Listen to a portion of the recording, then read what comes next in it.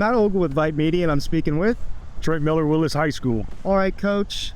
First ever district championship last year. Probably, easily the best season this program's seen in recent memory. You went 3 rounds deep in the postseason before falling to the eventual state champions, DeSoto. But there's no shame in that. It's still a heck of a precedence y'all have set. So tell me, what's the mindset as y'all prepare for this upcoming fall season?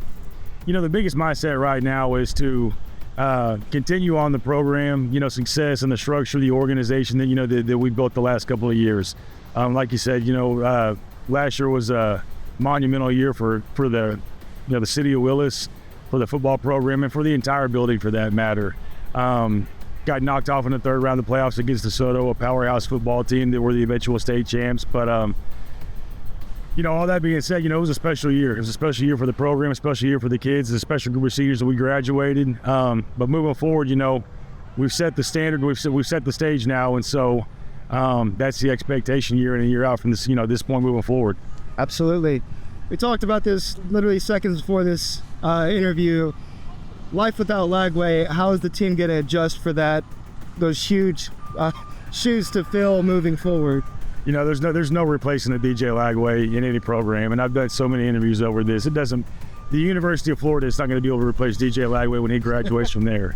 And God willing, if he's blessed to play at the next level, which we all think he's capable of doing, whatever program he plays for, in the NFL, he's an irreplaceable young man. And I say that because of the human being that he is and the family, that he comes from. He's a once-in-a-generation talent. That's encompassed by a once-in-a-generation family, and so it's going to be difficult. We've had our head scratches, and our 6-hour-long chalk talks on the board trying to figure out some game plans, some strategies. But the good thing is, especially offensively, we have a lot of those weapons back from last year's team, especially at receiver. Both running backs are back. 3 of our 5 starting offensive linemen are back, and so I still think we'll have a lot of success offensively. It's just going to look a little bit different. Absolutely. Speaking of those returning weapons, can you give us a few names? Clearly on the defensive side, you got, even on the offensive side, Jermaine Bishop Jr., he's turned into a tremendous young athlete. But touch on some of the other players we should keep our eye out for this upcoming fall. Yeah, like you talked about, with Jermaine Bishop, I think he's easily hands down one of the top 10 recruits in the country in the 2026 class. There's nothing that he's not good at, whether it's playing receiver, playing some wildcat quarterback, playing some safety, playing corner, kickoff return, punt return. I think he's kind of the face of Montgomery County with his skill set and his ability. But alongside him, you've got Jalen Miggins, who's a 3-year starter coming back, Romel Stevens, who's a 2-year starter coming back, a 2-headed monster in the backfield with DeLeon Robinson and Terry Lawrence, both 3-year starters returning for us. And up front, you've got Mason Isbell, who'll be a 3-year starter for us at guard, who kind of anchors, and it's kind of the heart and soul of that offensive line, with Dejon Moore playing left tackle right next to him. Offensively, like I said, the weapons are still there. The talent is still there. Defensively, we got Frankie Long coming back up front. We've got Jacaden Thompson coming back up front. Brayshawn Brown coming back up front. Christian Hall at linebacker. Luke Reynolds on the back end. Jacorian Hatchett on the back end. Earl Miller back on the back end. So we replaced a lot of top-tier athletes, of the top-tier starters from last year.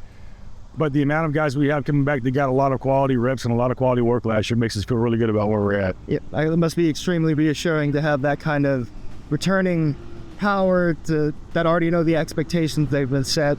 In the 3 years you've been with this program, what do you think has been the point you tend to emphasize as you bring in each new class that joins this program? The biggest thing, that we harped on when we first got here was creating a new culture, creating a new standard and a new expectation that we're not going to back down from anybody, that we are Willis, Texas, we are the 936. We're proud of who we are, regardless of what people think about us. And so that first year, there was kind of a learning curve with that. I don't think the young men in the locker room kind of really engulfed or understood what that meant. But we had a whole off season after that first year to kind of really set in stone what those standards and what that belief is. And I think the proof was in the pudding last football season. So going into this year, with some new faces coming in, from the JV and the freshman group, the song remains the same. The message is the same. We are who we are. We're 936. Our slogan this year is Dub Life. we're not going to back down from anybody. We want to go out there and, and show who we are and put on a show for our community every Friday night. Awesome. Very cool. All right, well, we're all looking forward to seeing that big newly minted turf field W in the center of this field upcoming fall. Thank you so much for your time, Coach, and good luck this upcoming year. Absolutely. Appreciate you guys. Go Cats.